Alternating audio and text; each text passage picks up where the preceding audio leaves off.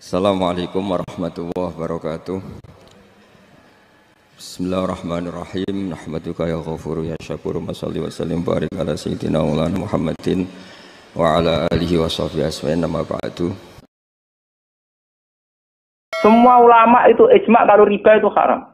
Lah riba itu apa? Mengambil kadar lebih dari uang pokok. Tapi semua sistem keuangan dunia meskipun itu di negara Islam yang jenenge bank rumus dasarnya itu suku bunga. Lah makanya kayak sama tak ceritani. Hukumnya bank mulai NU lahir 26 sampai NU wis tuwek saiki 2000 pinten? Tiap muktamar mesti ana sing takok. Yo tetep dijawab khilaf. Senengane muni telu ra oleh mulai dhisik yo telu.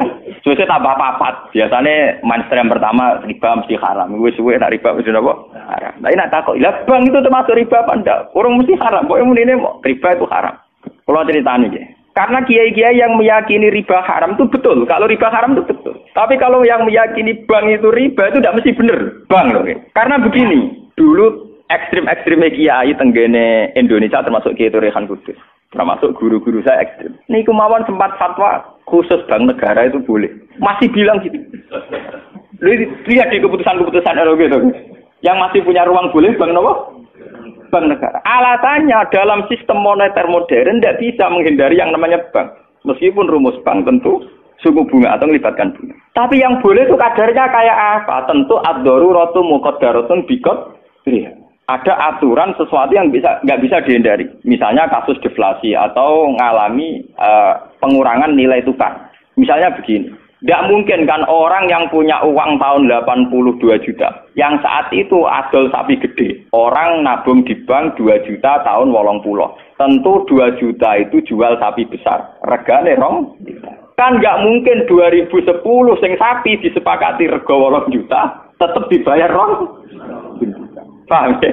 Masa yang kayak itu termasuk riba? Toh tidak keluar dari Rasul Mal. Rasul Mal dulu 2 juta kan aslinya sapi itu. Bagaimana mungkin kamu katakan itu keluar Rasul Mal? Rasul Mal sapi regane 2 juta tahun 80. Saiki sapi tahun 2010 mesti regane misalnya 10.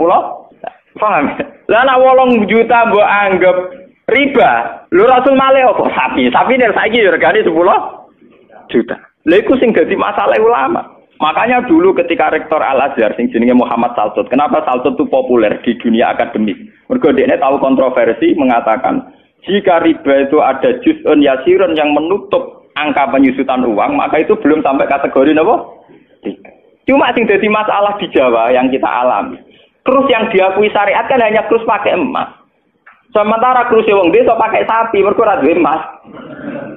Misalnya begini, ini pengalaman saya nggih. Kulo nu sering nangani konflik tangga-tangga masalah ngoten. Misale adike mantu, cara kuno rak diutangi kakake. Mbah Gus pokoke riyen kula utangi pedhet. Pas niku payu 400.000. Tahun 80. Saiki tukarane wis ra rukun tahun 2010 kiyaine wis aku. Mbah Gus pokoke riyen kula utangi sapi pedhet. Lah iya dhisik mau 400.000 saiki tak atur 400.000 jare sing utang oleh dolim. Anak saya tok pitik telu.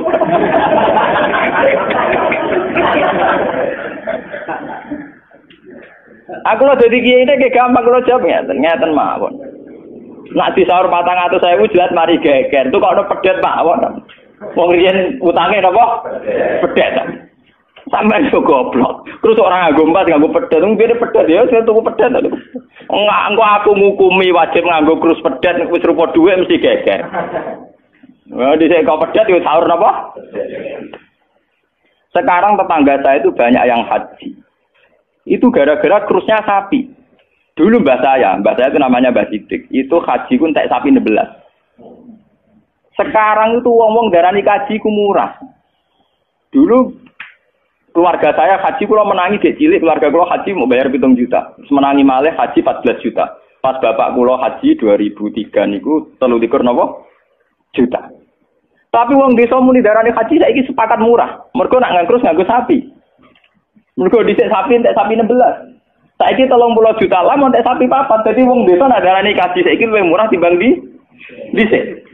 Artinya apa? Rupiah yang melonjak itu tidak ada pengaruhnya dalam kursi wong desa. Mergo dhisik 7 juta entek sapi 6, saiki 30 juta entek sapi 4. Bagaimana Anda bisa menvonis riba dalam konteks-konteks serwet ini ekonomi ini, paham ya? Mesti wong ora paham nak wong fikih ngukumi riba iku sak perampangan. Ya mau mikir maksudnya ora paham. Paham ya? Kulo ki nate dibantah mbek Kiai. Lah nek ngoten nak jenenge riba. Sama nak diutang aku malah saya kira iso nyaur, mesti riba. Wong diutang, Pak. Wong diutang, saiki iso nyaur mesti kudu riba. Nek ana riba ra iso nyaur. Lah contone piye, Gus? Lah misale sampean diutang aku 10 tik. Saiki golek duit 10 kangen lam tik wis sahur Rp100 riba lho kok mending. Iya toh, misalnya orang dulu punya pecahan Rp10, diutang Rp10. Saiki ruhin nyaure piye? Golek pecahan terkecil saiki 100 nyusui ra iso lho. Wong pecahane 80 ya ora ono. Apa riba itu misalnya? Paham ya? Kalau riba itu persis nilai intrinsik, nilai nominal uang, tentu masalah. Tentu napa? Berarti uang diutang 10 sen atau Rp10 kudu disaur 10. Golek ini ning ndi? Paham ya? Nah ora susah barang riba lu nyusui duit Rp100, golek Rp10, 80 nggih. Piye carane? Malah dadi ulama gelem mikir. Paham? Lah yang kayak begini ini masalahnya itu repot. Kalau sudah menyangkut stabilitas, entah itu politik, entah ekonomi, pasti itu repot. Kasus-kasus ini kasus Bank Senturi, kasus masalah intelijen itu kalau pertimbangannya stabilitas politik ada intelijen, stabilitas ekonomi ada permainan bank, kudu ono LPS, buah ono KKS, gak ono bulat. Podo untuk stabilitas kiai yang ono antar kiai rapati ngalim kudu dilindungi, kudu ono ya kiai. Ya karena semua itu demi stabilitas. Saya aku ditakoki wong, cara jenengan Ki Mustofa nis putih sak jawab ya wong apik. Tapi kok nate ngeten-ngeten ya wong tahu salah tapi tetep wong apik. Iku demi stabilitas. Kalau mau tidak percaya pada kiai tinggi juga repot agama iki, paham? Paham? Orang mau bangkok yang kalau enggak ada motif percaya ono ras. Podo kalau dukungan masyarakat ke kiai rendah kita ya repot ngurus agama gini apa? Nang takoki kiai sapa iki cara jenengan putih apik ya mending. Tapi kok ngene-ngene Gus ya tetep apik di bangku ya bener.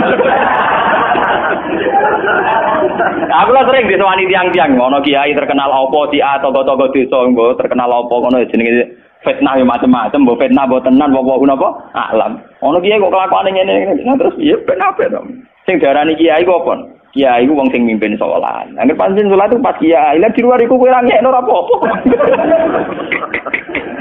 Sesuai kiai ini kadang-kadang soal aku. Wala Gus kula difitnah ngeten. Ku yo goblok. Kiai kok di luar urusan salat. Nek penting ku anggere salat ke rukuk makmum rukuk kabeh. Pas ke sujud kabeh ku jenenge kowe pas kiai.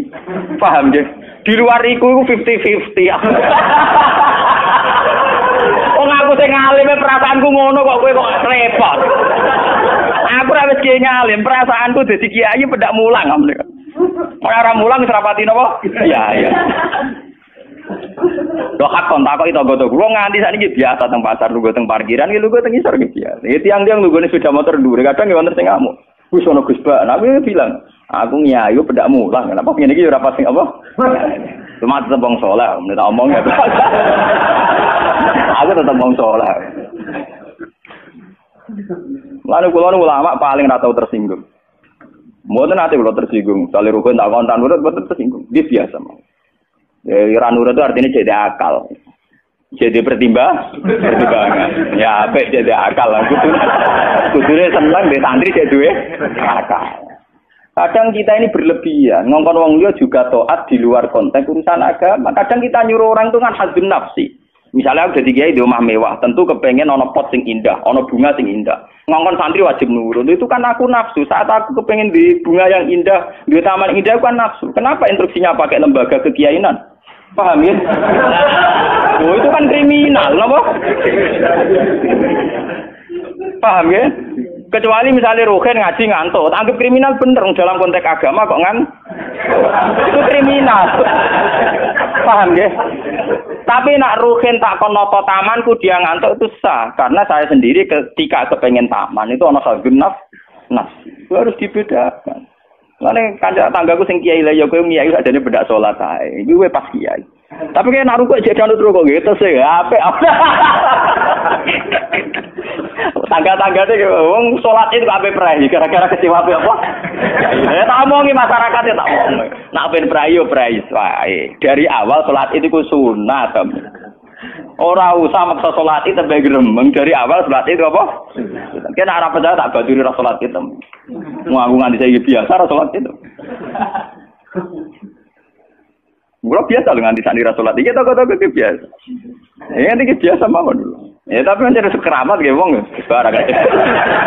Ya biasa mawon gitu. Artinya bukan apa-apa ya. Mbok ya agama itu tidak usah dikere. Pon sunat ben tetep napa? Sunat. Untuk kok ada dua ora atau salat subuh nek salat. Wong apa-apa ada keragat. Ora tau subuh tak salat wae. Penak. Subuh wajib ora tahu pas napa? Paham. Maka dan itu yang dipakai ulama-ulama dulu kayak Khulafaur Rasyidin pakai itu. Kalau perintahnya itu pribadi, mereka dari awal tidak mewajibkan. Sehingga mereka tidak punya masalah yang serius. Kalau baru atas nama agama benar-benar wajib toh. Sekarang tuh kan rancu. Nak ngono arwe, nak ngono santri kriminal kabeh. Misalnya wong lunga, misalnya kiye lunga kudu mobil sumban, kudu wis rosi kudu. Itu kan bagaimanapun ada khazun nafsi. Ya kita ngongkon santri ya ngongkon, ben cung mobil ubah resi. Tapi kita tahu kalau itu pada unsur khazun nafsi. Nak rodok ngantuk sithik-sithik mbek anggap yo keben. Paham nggih? Kecuali kita ngongkon salat, kok ambek anggap kita marahi yang sowan pangeran jangan. Harus kita bedakan mana perintah kita yang masih berbau nafsu, yang mana benar-benar orisinil faktor agama. Faktor apa? Agama. Dan itu yang dipraktikkan Rasulullah. In udhiya ya'fu wa la yu'aqib wa in khusima yasmut wa la yujah. Nabi kalau disakiti secara pribadi mudah dia memaafkan. Beliau mudah memaafkan.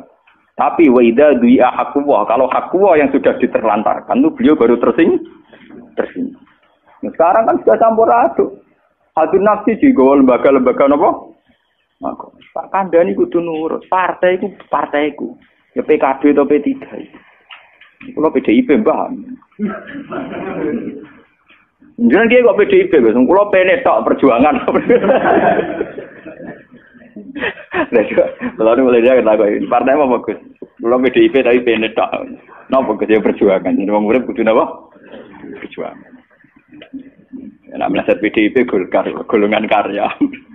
Kau ngalim kudu sering berkarya. Mohon kula terusaken nggih. Ya niki sing termasuk antike dawuh Senawi Banten. Wa idon anna a'malal umara wa sa'atin mauqufatun ala fatawal ulama. Nggih sing sederenge ayat. Harusnya kebijakan-kebijakan penguasa atau raja itu mauqufatun ala fatawal ulama, ala fatawid ulama, fatwa-fatwi. Raja atau penguasa itu kalau punya keputusan itu harus ikut pada garisnya ulama. Nah, kalau bolak-balik matur. Sekarang yang merupakan garis ulama dalam konteks bernegara itu apa? Ini kalau ngomong sensitif ya. Yang kaitannya ulama dengan negara dalam konteks negara yang kayak Bhinneka Tunggal Ika itu apa? Itu pancen repot. Misalnya begini. Kita punya Ambon, punya Maluku, kita punya NTT. Ketika dipaksakan dulu Piagam Jakarta yang memaksakan syariat Islam, tentu mereka akan menantang keluar dari Indonesia, NTT dan apa? Ambon, Irian Jaya misalnya. Yang kayak begitu itu tidak fatwanya ulama, itu sudah masalah bernegara. Mari kalau nanti tanggal kiai-kiai cara jenengan sebutikus, misalnya Indonesia memaksakan penerapan syariat Islam. Syariat Islam yang mana? Kalau syariat Islam formal mungkin kita akan mengatakan sebaiknya diterapkan syariat Islam. Tapi termasuk syariat Islam adalah menjaga peluang dakwah, ini catat. Dan saya siap ketemu Allah dengan pendapat ini. Bukan berarti saya terus pluralisme atau pakai teori-teori modern. Tidak. Saya pakai teori ulama. Saya tidak pakai teori modern. Catat ini, saya tidak pakai teori modern, pakai teorinya ulama. Termasuk syariat adalah menjaga peluang dakwah. Bayangkan kalau dipaksakan syariat Islam kemudian NTT keluar dari Indonesia Ambon. Kemungkinan kita dakwah di Ambon malah tidak ada. Juga kemungkinan Islamisasi di NTT malah tidak ada karena sudah keluar dari Indonesia. Paham ya? Mulai dulu wali songo ambek maling ya ape. Ambek tukang zina ya ape. Ambek tukang gaduh ya ape. Itu bukan berarti mereka tidak bisa bedakan hak dan batil. Dengan diapii masih ada peluang komunikasi. Dan dengan ada peluang komunikasi, ada peluang dakwah, ada peluang pembenahan. Sama. Dengan utuhnya NKRI NTT bagian dari Indonesia, iso Kiai Rapayu kok rugen buak rono NTT. Ben dadi ya. Lho kanca kula ning pondok dhisik ra kanggo ini ran jajak kiai provinsi lah. Wingi sowan kula ngajak pangdam kelas. Ya Allah Gus kula munggo ning sarang kiai RT ora payu ning kono kiai provinsi. Lho wingi sowan kula niku sowan numpak sahabat bareng sinten? Pangdam. Saniki mun gawe yayasan gawe sekolah tinggi kelas. Jadi rektor saya gitu. Wadah buta huruf ora roh. Wong sak urip-uripe ngaji mbek kula roh tenan bodorane roh tenan. Saya bakatane mbek napa? Pangdam. Mergo ketika ada kerusuhan di sana, mesti tokoh agama diundang Pangdam dan ini termasuk mewakili tokoh provinsi levelnya napa?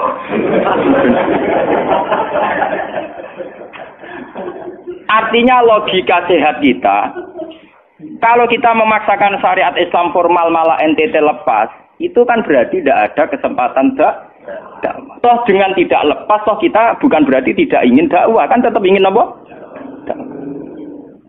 Mane bojo ngecewakno lae aja pegat. Nek ora mbok pegat ana kesempatan dandani nek kena wong ra iso.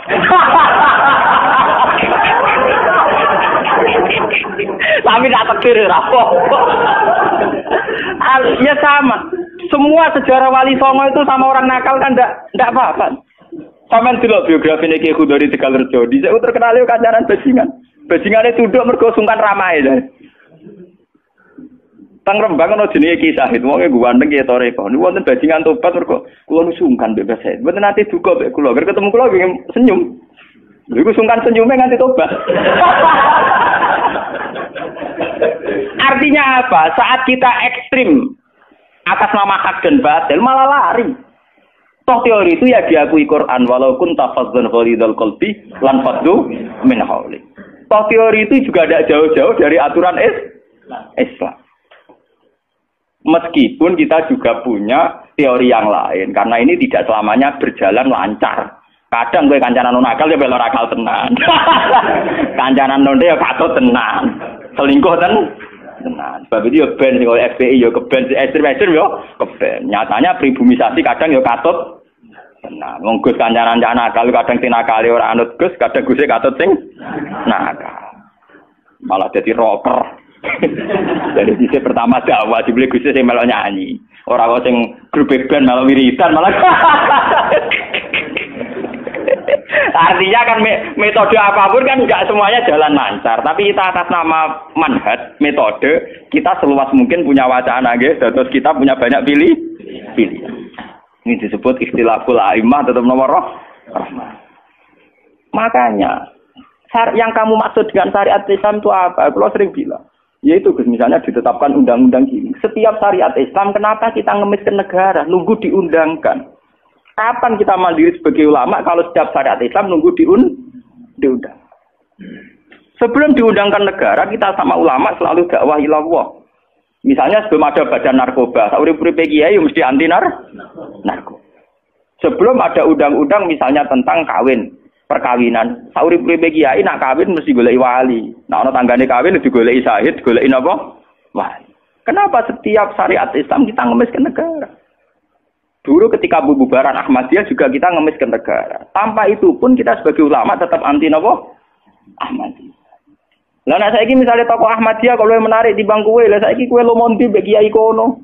Kowe kali-kali nyalahno awake dhewe barang. Ngono kalah lomo ngono ae. Bagaimana mungkin kita dakwah nak kiai sunni medhit, kiai non sunni loh. Ketika wong lari ning aliran dari aliran apa ses? Engko kan nanti hisab pangeran iku mlayu perkara kowe medhit ora perkara apa-apa, ora lara. Paham nggih? Ini masalah. Makanya kalau baleni malih nggih. Syariat Islam itu komplit, termasuk aturan hak dan batil tapi juga aturan dakwah. Makanya kalau terima kasih sama ulama-ulama sekarang itu sekarang ada rumus, ada fiqhul ahkam. Fikih yang menentukan hukum ini haram, ini halal, ini mubah, ini khilafil aula. Tapi juga ada fiqhud dakwah. Di mana dalam sebuah proses diperlukan satu toleransi. Jenis apa fiqhud dakwah. Dan itu penting kita kaji. Karena dalam sejarah Makkiyah juga begitu, dalam sejarah apa Makkiyah. Ketika periode Mekah, zina itu tidak pernah halal. Kamu catat, zina itu tidak pernah halal. Maling juga tidak pernah halal. Tapi ada periode 13 tahun di mana Nabi tidak sering ngomong haramnya zina, juga tidak ada hukuman bagi besi. Artinya apa? Tidak mendesak untuk membicarakan urusan zina, urusan maling. Karena yang mendesak saat itu urusan tauhid. Misalnya kamu dakwah di NTT. Tentu yang penting umat diajak ke logika bahwa tauhid itu lebih benar ketimbang trinitas. Ya hanya begitu saja. Kamu tidak mungkin langsung masuk ke urusan zina, maling, gento, dan sebagainya. At-tadrid fi sunnah, proses dalam sunnah. Itu juga penting. Ini tahapan-tahapan dalam proses dakwah. Lah fatwa ulama termasuk fatwa yang begini-begini ini. Makanya dalam semua sejarah wali ini catat, mesti ana ulama formal, ana ulama sing ora formal. Dhisik ana ulama sing pro syariat kayak Sunan Kudus. Wah, selawase ra cocok wis nang Kalijogo. Kok Kalijogo pokoke wong Islam wis bener, mulane penggemar wong Yogyakarta. Termasuk ora usah salat dari salate Mbak Kali. Atine wis salat. Wala kan boyo lali salat 3 klaten Jogja mbok kono. Sunan Kudus kafir cara dene. Selawase ra cocok. Ya tapi bagaimanapun, bagaimana mendakwai orang Islam kawasan Jogja, Klaten, Solo, golongane tingkir, kalau tidak model Kalijogo. Nyatane ya tetep saiki Islam pirang-pirang, sing salat ya wis akeh. Paham ya? Itu dulu masalah betul. Sunan Kudus kiai fikih. Bahkan kula untuk cerita nggih dari lesan ke lesan dari para kiai. Sunan Kalijogo selawase tukaran terus mbek Sunan Ainul Yakin. Ke sisi tok ape gawe dakwah nganggo macan tengul. Napa jenenge? Wayang napa? Tengul. Wayang tengul lak bentuke fisik wong, koyo patung. Haram. Goman suwara sorotan udziba kok kon ngekek nyawa barang jero kiai kuno kan ngene. Akhirnya tukaran. Kalijogo sadar iku metode efektif. Walhasil akhirnya disuwarno kiai sepuh zaman iku Sunan Kudus, Sunan Ampel terus ditenoni ya saiki sedengan wayang kulit. Mergo wong gepeng ora urip. Ya tetep ana wayang tapi kulit. Artine iku ya gepeng artine kan gak urip. Ana ora urip iku kan ora perlu kon ngekeki nyo, iku setengah-tengah. Lah Sunan Kalijogo muni sahadat kan iku lemah. Munine sekaten. Muni kalimat syahadat lho moh, muni kalimat sodo. Saking jawanisasi napa dene yakin putih ku sunat ya nganggone ireng terus. Kabeh foto wali songo putih kecuali Kalijogo. Dari TKB wonten napa? Kusumo. Nek tangga kula, bapak kula Tuban Kalijogo Tuban. Wong kula nate diburu tiang-tiang gara-gara terkenale bapak kula di warisan Kabionto Kusumo. Saiki warise kula nu tamune kathah. Golek kabine sinten Sunan? Zaman kula enak mun tak dol lek ngopi ya.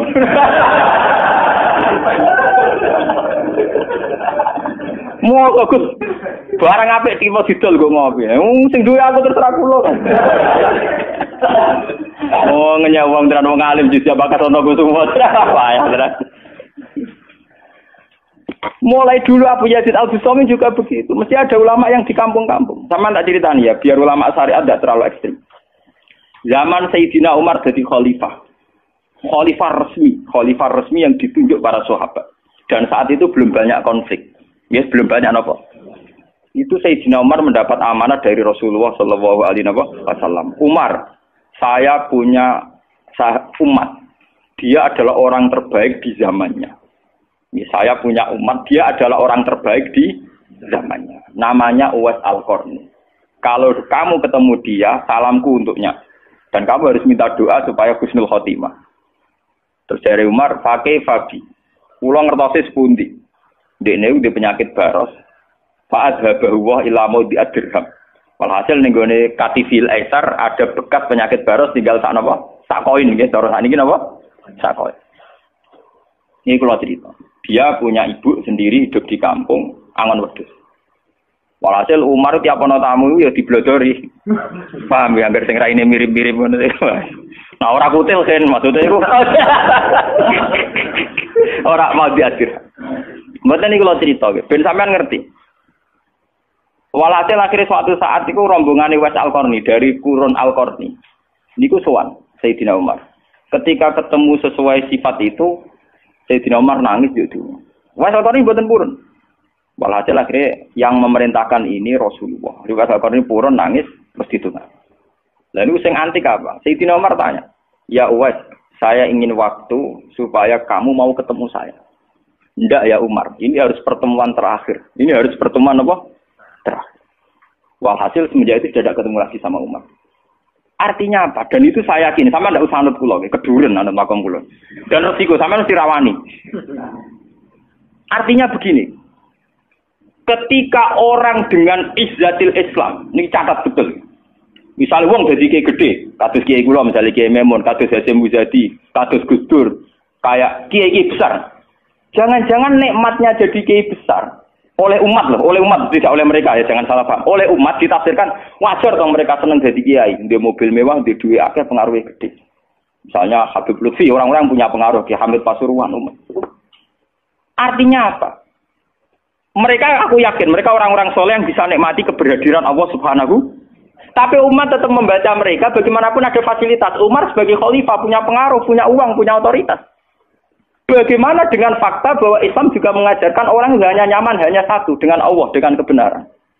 Tapi dengan percontohan orang-orang kayak Uwais Al-Qarni, maka Islam utuh. Ada penjaga syariat kayak Sayyidina Umar, Habib Lutfi, Ki Memun, Ki Hamid Pasuruan. Orang-orang jadi sentral, secara teori sosial jadi mercusuar. Tapi ada orang-orang yang menunjukkan bahwa dia bisa bahagia hanya dengan kebenaran. Paham ya? Akhirnya umat kan enak. Lho kados kula nu ngrasakno tenan. Kula nu nganti saiki rong tau jeneng imam masjid. Padahal imam itu sungkan. Kula nggih mboten nate pidato. Kula nggih iso ya sing pasar be anak kula dhewean mboten ngajak pengawal. Saya tunjukkan kepada umat bahwa ajaran Islam yang sebenar yang bisa membahagiakan adalah senang pangeran titik. Dan kewajiban dasar dalam Islam wong kon rumah tanah. Soal pengaruh aku, lho saya ngomong ini jujur loh. Saya punya pengaruh kalau ngaji saya banyak. Tapi saya tahu betul yang kewajiban pada saya yang hakiki hanyalah saya pada anak saya. Awaladin soleh. Kau nona hadis bakas santri. Rabbi habli miladunka dzurriatan thayyibah ra ono tulaban. Ora ono ning Quran hadis bakas santri. Ketok tangan pun ono. Paham ya? Artinya apa? Kalau santri-santri punya cita-cita kayak kiainya, mati dungo, itu kan terbayang kiai yang mulia, kiai yang dapat suanan banyak, kiai yang dicucuki wong akeh. Itu bahaya sekali, kok nak mulai rada di ngono mutung. Perempal-perempul. Aku ngalim lah ora ana kiai, ora dadi kiai. Loh, untuk jadi kiai itu kan gampang. Orang nikmati sholat, nikmati ibadah, nikmati kebenaran, wis hakikate kiai, paham ya? Malah dekne gento, nak nyaratno enake ngenteni mul. Kulo nganti saniki, bayangno saniki, umpama sampean saiki kuwabe lho ora seneng kulo. Kulo nek enggak ada masalah. Kulo kok krungu kabar saniki sing seneng jenengane bubar kabeh. Sami sekolah garroh lho mboten susah. Hakon lho. Hakon wah mboten susah. Karena saya harus melatih diri bahwa kebenaran Islam, Uwais Al-Qarni mau tukang angon wedhus rumah ibu. Agar esuk dagangan ning pasar nak badi di rumah ibu. Tapi dengan begini dia walinya setingkat Sayyidina Umar. Karena apa? Itu tadi menjadi percontohan bahwa untuk menjadi hamba yang baik tidak perlu semegah Umar, tidak harus semahal Umar. Sama tidak usah niru ya, masalah itu Isra Mulya loh, ya artinya ya sudah. Tidak usah niru, ini hanya pelajaran saja. Tapi nak kula pancen tak tiru tenan. Artinya tak tiru, biar saya hidup saya itu murah. Lu tanyakan istri saya. Kulo sering kode bojo kulo, "Dek, aku nak mati langsung pendem. Rasa ngenteni iki gede. Bakal kuburan jero terus pendem." Yo ora usah ngundang wong, yo ora usah disolati. Nek anakku ning omahe kon nyolati, nek ora yo wis. Pokoke ora usah repot. Lah nek sing tepat tepung kathah, ini jelas sudah urusan dengan saya. Yang penting aku kepengen anakku nyolati. Dengan demikian kita biasa jadi kiai yang muda. Aku mudah bahagia karena punya anak, seneng anak sudah. Coba kalau saya menargetkan bahagia ngenteni umat yang banyak, ngenteni loyale ra genti ning kiai liya, partene ora genti partai tokoh liya. Lara ati, paham ya? Wes lara ati ra bener cara penge. Begitu juga era Abu Yazid Al-Bustami, dia juga punya teman wali sing tukang ngancani preman-preman. Nanti kalau critakno jenengan.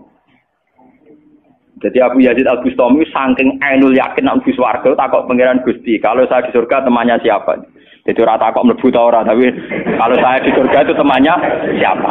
Kok dekne yakin kelasnya itu tidak ada yang bandingi. Jadi dekne duwe kelas sing ora ono sing banding.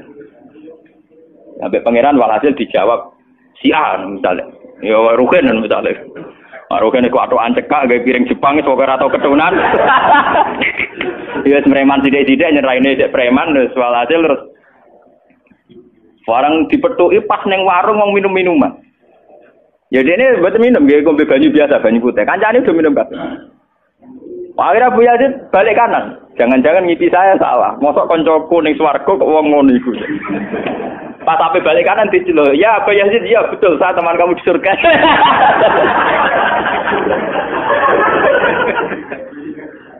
Akhirnya tak kok Abu Yazid. Saya iku wali kelas atas, kok kelakuan ngono. Kula ngancani wong minum-minum niku dalam proses dakwah mereka, aku separuh wis tak tobat. Sing separuh tugasnya jenengan mriyang. Aku ya itu mriyang wali resmi kon nobatno wong mereka. Jadi gampangane umat Gus Mek tekan mimpin Hasim Muzadi. Paham ya? Wabu ya terus ngetokno wali ini. Iya. Umatem kon delok ra iku. Nak ora tobat ojo ujang Abu Yazid. Delalang. Hei umatku, itu seorang wali Abu Yazid. Lihatlah wajahnya, langsung tobat kabeh. Ngana alamate kiai nek tau nobatno wong. Ana kiai kok ora tau nobatno wong, ora ana wong sing tobat krana wajahe ta suarane ora pati kiai. Paham nggih? Ora pati napa? Iya. Tugas kiai nobatno wong ora ana sing tobat malah pelayan. Iku ora pati napa? Iya. Contoh lagi bahwa orang soleh itu tidak harus berkecimpung mimpin itu cerita terbesar adalah Nabi Musa dan Nabi Khidir. Nabi Musa itu dengan segala reputasi, revolusi ngalahkan Fir'aun, menyelamatkan Bani Israel dari cengkeraman Fir'aun. Tapi ketika Nabi Musa merasa orang terbaik, saat dia khutbah ditanya siapa orang terbaik, ya Musa saya. Sama Allah diingatkan sama Nabi Khidir. Itu hanya orang sendiri di tengah laut. Artinya apa? Untuk orang menjadi soleh harus punya pengaruh kan. Nabi Khidir dewean. Tapi saiki wong kejangkitan penyakit.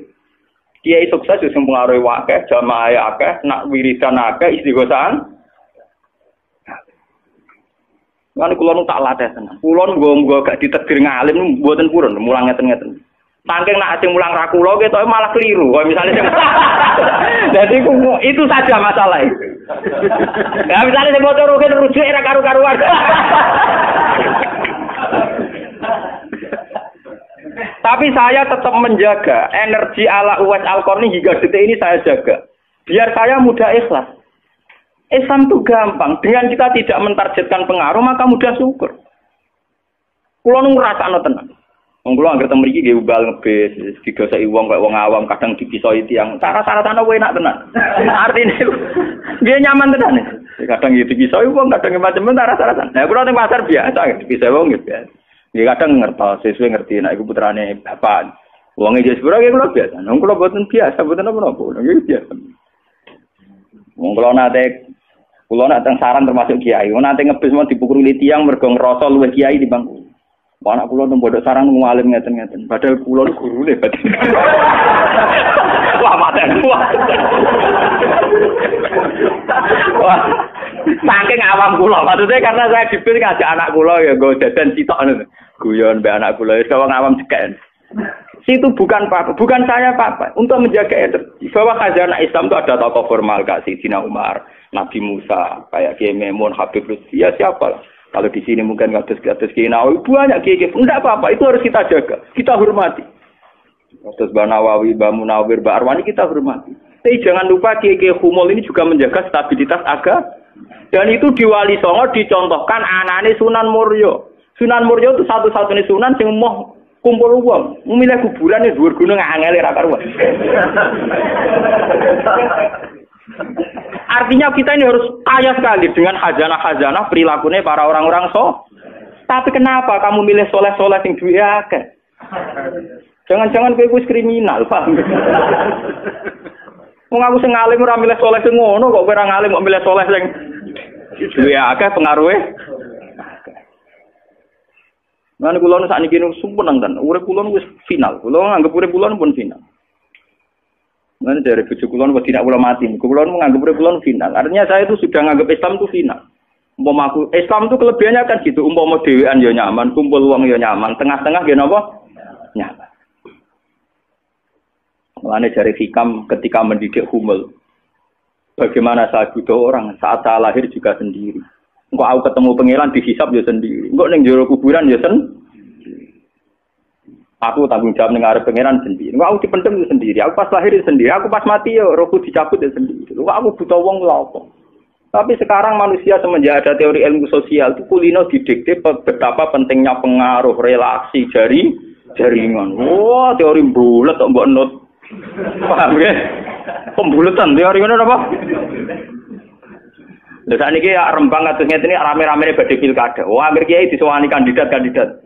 Lah niku kandidat kula niku entuk bocoran. Paling sumpek nek absen jenengan. Wes kabeh kandidat takok toko-toko arang-arang kasus. Padahal cara kula disowani nggih buron, tapi kita tahu kula luwih nikmat tak dolaran ambek anak kula. Kita kandhani asisten. Ya ora apa-apa rene, tapi aku ya ora janji ketemu. Pokoke pas dolaran ambek anak tak dhisikno anak. Muga cara Quran niku bupati ambek anak iku dibakati hubungane wong tuwa ambek napa? Mbok kowe bupati dolan apa tau dolan ambek anak menang anakku. Aneh lho Gusti. Ora aneh pancen ngono cara Quran dibakas wae anak. Ning Quran dibakas kewajibane wong tuwa ambek napa? Anak la tudara walidatum biwaladiha wala mauludul lahu biwaladi. Engko nek wis mati zaman tabnu Adam ing kota amaluhu. Engko termasuk ya awaladin salihin. Nabi-nabi susahe Rabbi habli min ladunka dzurriatan thayyibah. Ora iku ilmu-ilmu kiai-kiai anyar sing nuruti nafsu ana pentinge relasi jaringan macam-macam. Ya memang penting habli minan nas itu penting, tapi sepenting-pentingnya itu masih penting sing fardhu ain rupane malah kadang ngamuk anak. Aku ning jowo dihormati kuwi anakku malah ora hormat aku. Lah manjen nyaine ning jowo be anake ora tau nyai kok. Paham ya? Ambek tamu ramah anak disentak. Dolen. Paham ya napa doh? Dolen. Mesti wae anake ora pati taat. Wong anake sering disentak demi wong li. Wes kali-kali wong liya disentak demi anake. Bareng anak era hormat jero aku ning dihormati malah anakku dhewe ra kesalah iki. Lho kula nganti sakniki suwe anak kula tak jak piye nganti sakniki. Bukan apa-apa kula. Kula kepengin niru tradisi wong saleh-saleh dhisik. Nabi Musa, sinten Uwais Al-Qarni mendapat kehormatan gitu perkara ngrumat ibu. Kanjeng Nabi sering cerita ana wali sing nak sowan wong ditolak iku dadi wali mau perkara ngrumat anake jare Kanjeng Nabi. Mane ngendikane Kanjeng Nabi ana wong kerja ning pasar adol kayu kok mulai nggo nafkah ya anake bojone iku hakon ala Allah untuk mencintai dia. Dan ternyata kewaliane Uwais Al-Qarni sing model humul, model tertutup setingkat kewaliane Sayyidina Umar. Nabi Khidir sing tanpa pengaruh muamen wiridan ning pinggir laut dianggap setara mbek Nabi Musa sing tahu revolusi, tahu duwe prestasi ngusir Firaun, nenggelamno nyatane derajate dipadakno Nabi. Artinya begini loh, jangan-jangan kita mengidolakan ulama besar itu bukan karena keulamaannya, alimnya enggak, tapi karena kebesaran. Buktinya saat kita mulai orang jadi kiai mutung. Padahal untuk jadi kiai itu gampang. Kowe nek salat subuh, ora selingkuh, ora domino, ora togel iku ya kiai. Sing darani kiai sapa? Sing darani wali ala inna auliya Allahi la khaufun alaihim wa lahum yahzanun. Ya mu alladzina amanu wa kanu yattaqun. Ora ana tarife wali kiai. Alladzina lahum tulab sing duwe santri. Alladzina lahum thalabah sing duwe murid ora. Mulane kula sedurunge niai ning sampean wis kiai. Mulane mulai sakniki anggere sampean wis salat subuh ya 2 rakaat. Zuhur ya 4 rakaat. Pokoke sing wis kaya ijma' ulama, sampean kudu yakin nek wis kiai. Anggap ae kaya Uwais Al-Qarni mbek Nabi utawa kancane sinten Abu Yazid Al-Bustami. Ini penting kula aturaken karena tren sekarang mengukur kiai sukses dia itu dipengaruh. Itu keliru besar. Tidak ada itu dalam tradisi ulama wali. Sama tak ceritani, zaman Kiai Hamid Pasuruan terkenal wali, kula lu tahu banyak tentang beliau karena gurunya bapak saya, sepupunya mbah saya. Mbah saya itu punya bapak namanya Mbak Idris, itu adiknya Mbak Abdullah, abahnya Mbak Hamid Pasuruan. Jadi saya tahu banyak cerita beliau. Beliau kan orang Lasem, masih misanan kalian Mbak. Niku nggih hormat sama wali-wali humul. Zaman itu beliau masih hormat jenenge Gus Ud Sidoarjo. Juga hormat jenenge Mbah Muhammadun Pondowan Padi. Artinya wali-wali populer sebetulnya yang hormat sekali sama wali-wali humul sing enggak terkenal. Tapi kita kan mesti milih yang terkenal saja. Paham ya? Padahal wali-wali yang terkenal itu hormatnya bukan main sama wali-wali yang sinten sing aran I'anatul Thalibin Sayyid Zaini Dahlan. Niku gurune sing aran sinten? Gurune sing aran I'anatul Thalibin. I'anatul Thalibin dikarang Sayyid Abi Bakar sinten? Syatol. Niku muridé Sayyid Zaini Dahlan. Nggih, muridé sinten? Sayyid Zaini. Iku dhe kanca wali ning pasar Babul Keramik. Iku angger Jumat ditiliki. Ya guyon. Suwe-suwe santrine gak trimo. Santri kaya Mustofa ora gak trimo. Wong alime ngono kok dijak guyon mbek bakul napa? Moga Jumat ditiliki. Sayyid Zaini sing rono. Dhewe takok. Wong ngoten jangan tidak itu. Iku kancaku wae. Wong sing ilmune banding aku ya wong iku. Mikir murid. Lah iku Jumat berikute ditiliki meneh wis ra ono. Mau sempat misoi Sayyid Zaini, kowe nyianati aku. Harusnya teor ketika ada orang gitu. Imam Syafi'i gitu. Imam Syafi'i itu orang alim kaliber. Dia itu kalau ijtihad hukum kok belum dikomunikasikan dengan Saiban Ar-Ra'i itu belum mantap. Imam Syafi'i itu mujtahid hukum, tapi kalau dia ragu, itu ngenteni kancane jenis Saiban Ar-Ra'i itu kang angon wedhus ning desa. Woi nek dikomunikasekno niku mantep. Dan itu mungkin setiap zaman mesti mungkin. Lah kula nu ngalami. Kula kan sering teng pasar. Ana mobil mau mandek. Ya hormati kula nggih biasa pakai sukum. Lah cara wong sira ro nek kula numpak dokar, cara wong ro kan wong numpak dokar dihormati wong numpak mobil. Lah perasaane numpak mobil kan tetep ngakoni kula wong alim. Kula nu nate badhe teng Pertelon iki kisah nyata. Nggih teng Pertelon badhe bebal ngenteni mobil. Ya ana sing roh nak kula Gus, ana sing ra roh walhasil. Wonten mobil iki kiai gedhe mandek wonten kula. Mboten sareng kula. Ya wong janggal. Itu mungkin dan itu menjaga peradaban sehingga yang besar tidak angkuh mergo ana kiai-kiai sing humul. Cuma kula niku humule rapati sukses. Mari sing muncul-muncul niku mari ra jelas sing bareng. Itu bagus itu untuk menjaga energi syukur biar orang itu syukur jadi kiai ndak gantung pengaruhnya banyak. Nggak gantung punya santri banyak. Tapi nyaman jadi kiai karena ngugemi kebenaran, meyakini apa? Kebenaran. Dan itu penting kalau aturaken. Lane kula nganti sakniki kepengin ngoten. Cuma ora sukses. Artinya kayak kula nanti ditesir tep murid. Ya di pengaruh dulu Mas kula mbek tamu ya rapati hormat. Kula mbek wong ya rada angel petukane. Tapi untuk takdir kayak kados kula nu takdir. Sebenarnya itu tidak pilihan saya, artinya tidak pilihan. Tapi ini perlu kula aturaken biar khazanah-khazanah Islam sing teng NTT teng Ambon itu masih. Kula nate diceritani Kiai Memun. Zaman Khalifah Harun Ar-Rasyid niku setiap begundal dibuat teng fak-fak, teng Irian apa? Jaya. Sama seperti Inggris, orang-orang nakal dibuat teng Australia. Niku nak dirunut gak ada misi dakwahnya. Ternyata dari Irian itu turunan Arab tuh banyak. Sehingga ada Islam teng Irian nanti dok Timur Leste, yang dulu masih Timur. Malahnya PM Timur dia nak namanya Martin apa? Al-Qatiri ini wak turunan apa? Arab. Wong Timur Leste kok tahu di WPM turunan Arab. Niku mergo zaman sinten Harun Ar-Rasyid. Niku begudal-begudal dibuat teng fak-fak, napa? Teng. Niku anak turune termasuk tokoh-tokoh sing teng putih, teng Timur Leste, teng putih. Niku wonten sejarah. Artinya apa? Apapun humulnya perjalanan umat Islam tetap barokah bagi yang lain. Tapi kenapa kita harus cari yang terkenal? Kiai-kiai humul barokah. Tapi aja kelainan terus kuper lho nggih. Terus percaya ngipi jimat. Lah mari saiki ku anggere humul identik perkara jimat sampai napa? Kere. Humul perkara ning gunung budak ngenteni apa. Nah iku sing repot ora humul klenek jeneng. Nak humul nek mati Allah ora kok nek mati ngenteni keris ceblok, paham nggih? Humul kok perkara ngenteni napa? Keris. Lah niku artinya begini nggih, kula matur kula bolan-baleni. Zaman Ki Hamid Pasuruan niku wonten jenenge Gus Ud Sidoarjo. Zaman Ki Bisri terkenal ngalim.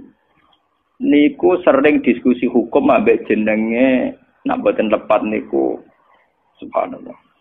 Mbok kiai tangga Ki Mabrur. Ngalim-ngalim wong Rembang Kota namine sinten? Ki Mabrur. Zaman Mbah Zubair terkenal Mbah Zubair Abeba. Niku nggih sering diskusi kalian Mbah Kula. Di Mbah Kula nggih muridé Mbah Mahfud Atur-Musi. Bahkan dulu ketika naskah Mbah Mahfud Atur-Musi hilang itu dulu dicari di Lasem. Di kiai yang saat itu belum terkenal karena masih Gus. Ya niku jenenge Mbah Mansur.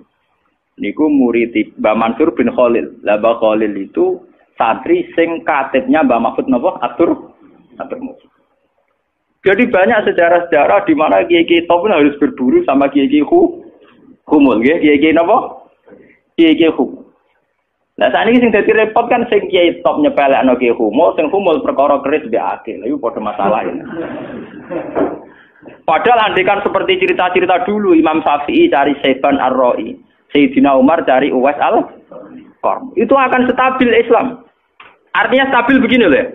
Orang merasa Islam itu nyaman bukan karena derajat-derajat duniawi.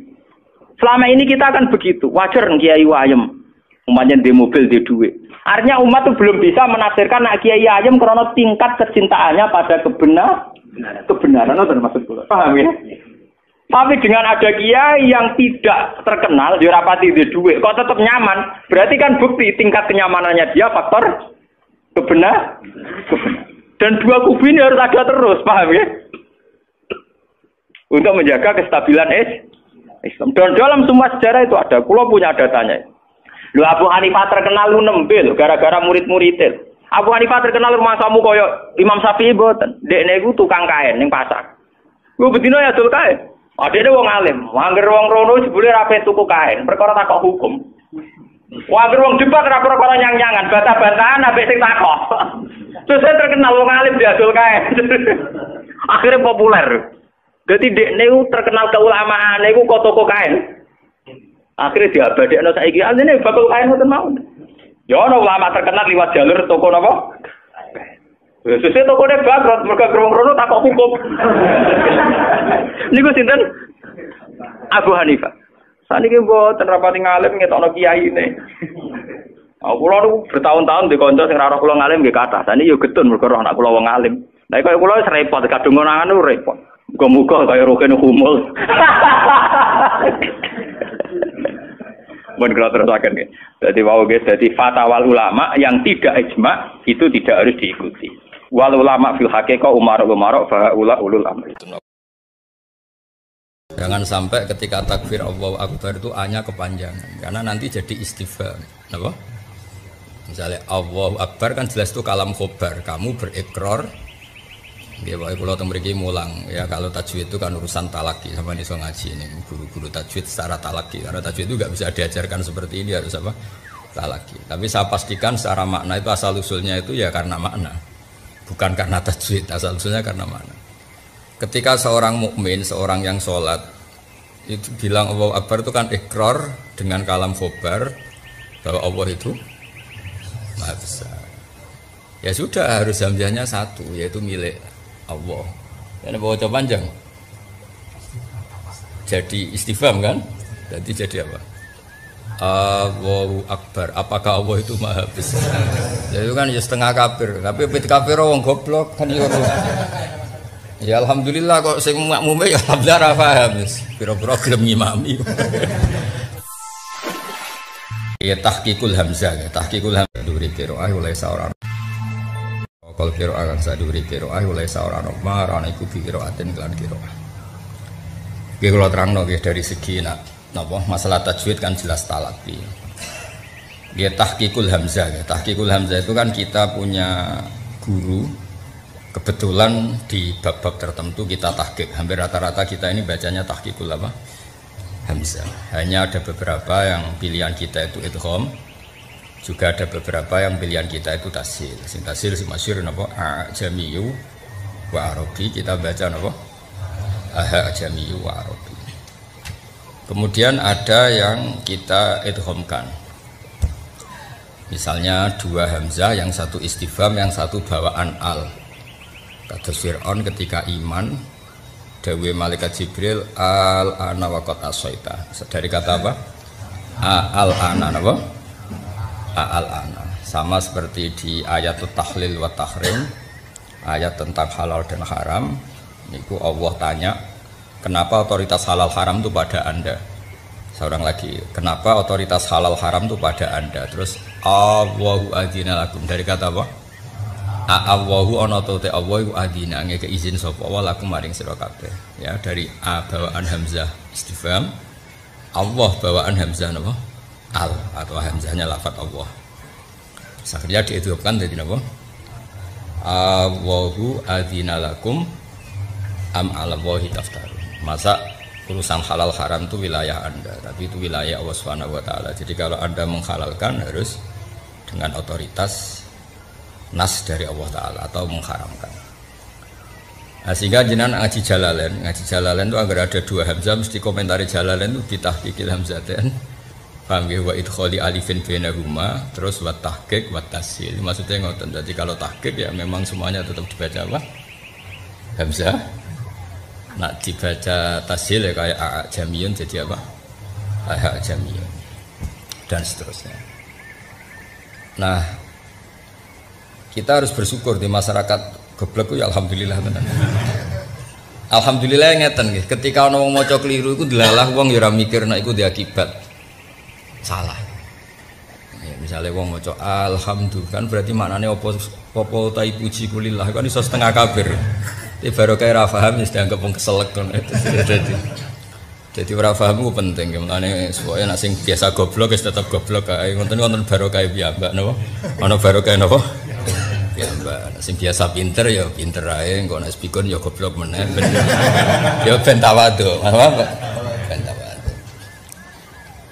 Dan misalnya atas nyata sing muin keras, ya fatul muin sing arang muin, aku keras betul. Jangan sampai ketika takbir Allahu Akbar itu hanya kepanjangan, karena nanti jadi istifham. Apa? Misalnya Allahu Akbar kan jelas itu kalam khobar, kamu berikrar. Ya Pak, kalau tembriki mulang, ya kalau tajwid itu kan urusan talaki, sama iso ngaji ini guru-guru tajwid secara talaki, karena tajwid itu nggak bisa diajarkan seperti ini harus apa? Talaki. Tapi saya pastikan secara makna itu asal usulnya itu ya karena makna. Bukan karena tajwid, asal usulnya karena mana. Ketika seorang mukmin, seorang yang sholat itu bilang Allahu Akbar itu kan ikrar dengan kalam khobar bahwa Allah itu Maha Besar. Ya sudah harus hamzahnya satu, yaitu milik Allah. Karena baca panjang. Jadi istifham kan? Jadi apa? Allahu Akbar. Apakah Allah itu Maha Besar? Jadi kan ya setengah kafir. Tapi ketika kafir wong goblok kan ya. Ya alhamdulillah kok sing makmume ya alhamdulillah ra paham wis. Pira-pira gelem ngimami. Jadi ngene kiye alim wis ora. Kiye alim wis bingung kabeh. Wis kula nu sering jagongan.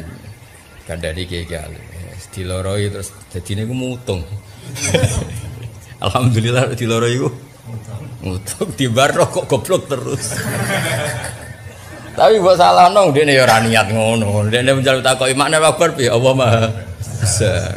Saiki makna terserah sing krungu apa sing ngomong. Yo ora sing ngomong ora. Makna lho terserah sing ngomong ta sing krungu.